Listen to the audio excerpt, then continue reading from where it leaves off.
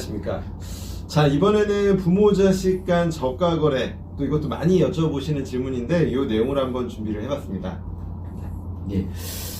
이게 진짜로 저희가 그 금융기관에서 상담을 할 때 많이 들어오는 질문 중에 하나예요. 예를 들어서 지금 같은 부동산 거래 시장일 때 더더욱 그럴 것 같아요.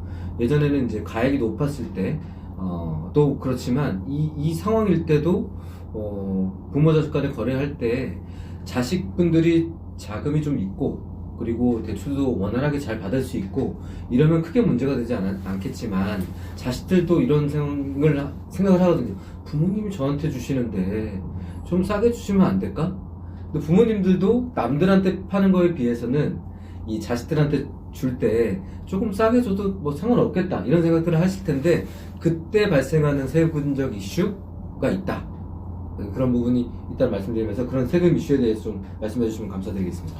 그렇죠. 여기 이제 뭐 많이 기사로도 보시고 해서 다 아시겠지만 결국은 이런 거예요. 이제 특수관계인이 아니면 절대 싸게 팔 이유가 없거든요.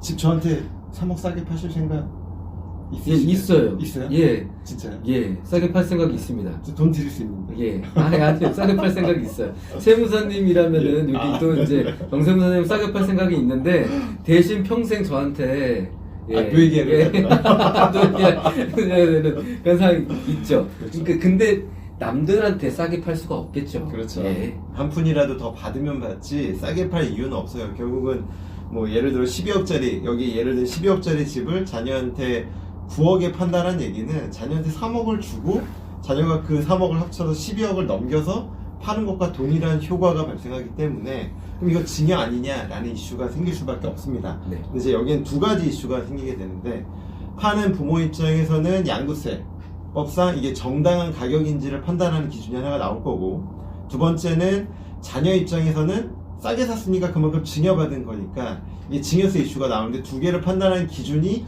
비슷하면서 또 약간 다르죠. 다르죠. 네. 그래서 일단 양도세 측면에서 발생을 하는 세금을 좀 본다라고 하면 이제 시가의 5% 그리고 시가의 30% 이상 차익이 30% 이상 차이가 나면 이거는 정상적인 가격이 아니다 라고 보기 때문에 부당행위라고 이야기를 합니다.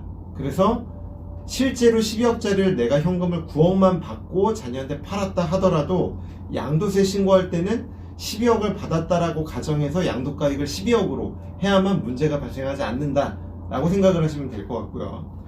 이제 사는 증여자가 아닌 사는 자녀 입장에서는 증여세 이슈가 발생을 하는데 여기서 두 가지를 보게 되어 있습니다. 이 차액이 시가의 30% 이상 차이가 나거나 또는 3억 이상 싸게 사면 증여로 보겠다. 그러니까 10억이 넘는 물건은 3억 이상 차이가 나면 안 되고 10억이 안 되는 물건을 사올 때는 30% 이상 차이가 나지 않게끔만 자금을 주면 증여세 이슈에서는 벗어날 수 있다. 이렇게 생각해 보면 될 것 같습니다.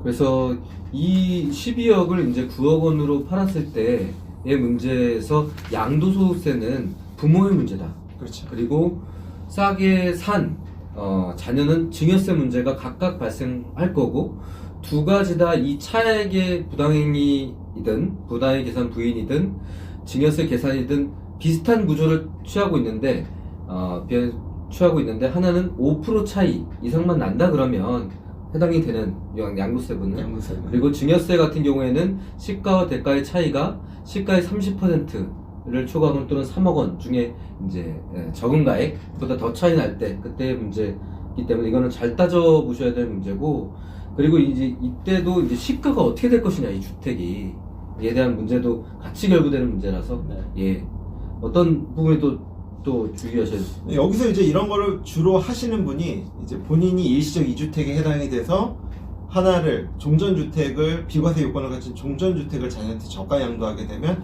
양도세가 안 나오거나 상당히 적게 나올 수 있기 때문에 활용을 많이 하시고요. 여기서 조금 더 하나 생각해 볼 수 있는 거 약간 고가의 주택을 자녀한테 저가 양도를 하고 싶다라고 했을 때 자녀 혼자서 받게 되면 상당히 부담이 될 수 있어요. 이럴 때는 결혼한 자녀라고 하면 며느리 또는 사위하고 공동으로 저가 양도를 하게 되면 양도자 입장에선 변함이 없지만 양수자 입장에선 증여세는 각각 부담이 되기 때문에 각각 최대 3억까지 싸게 살 수 있는 거예요. 그럼 합치면 결국은 6억까지 싸게 살 수 있는 구조가 나올 수도 있습니다. 최대. 예, 최대.